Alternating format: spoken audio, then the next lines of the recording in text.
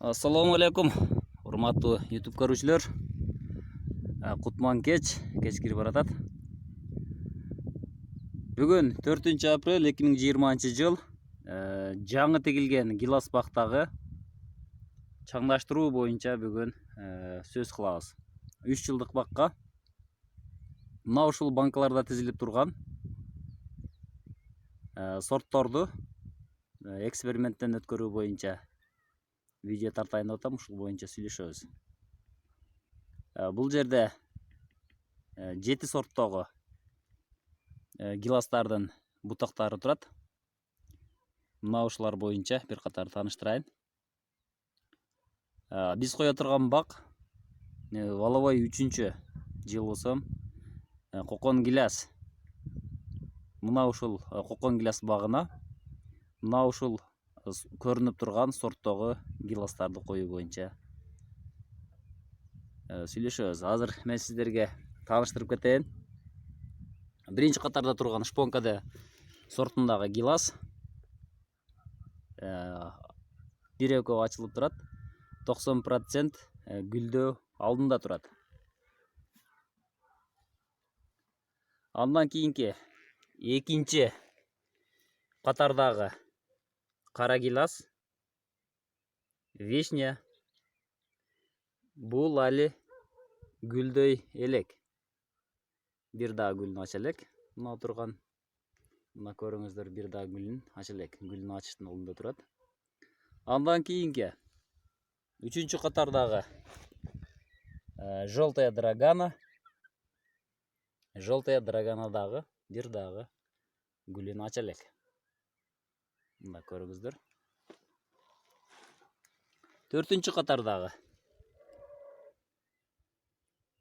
бахар сортундагы гилас 30-40% гүлдөрүн ачып калган.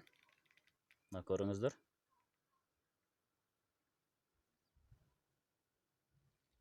5-чи катардагы мынакей 5-чи катардагы бул Валовой 2.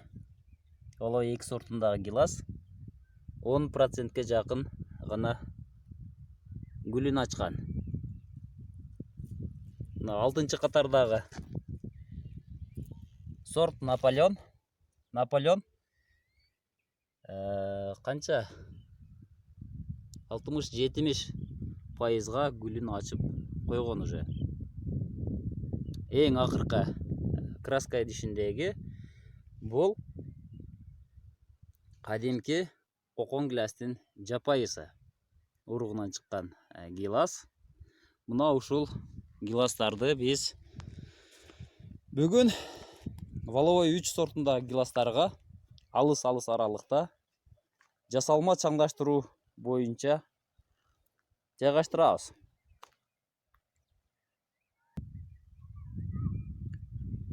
Бизге чаңдаштыруу үчүн, жасалма чаңдаштыруу үчүн мына мындай идиштеги асел керек. Жарым литр сууга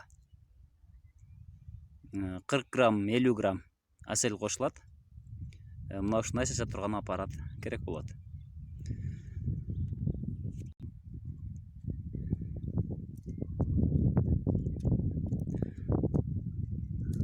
Бул 3 жаштагы гиласка Наполеон жана Бахар ушул экөөнү коебуз.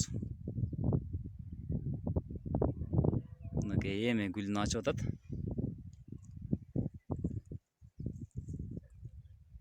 То есть бирөөсүн эле коебуз. Экинчисин 100 метр аралык коебуз. Кечиресиздер. Астына коюп.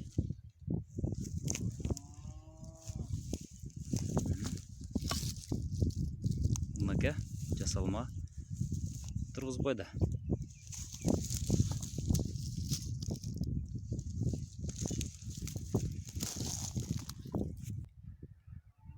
Эксперимент үчүн буга бахар гиласы коюлду. Коюлуп чачып коелу. Мына аселден кошуп чачып коебуз.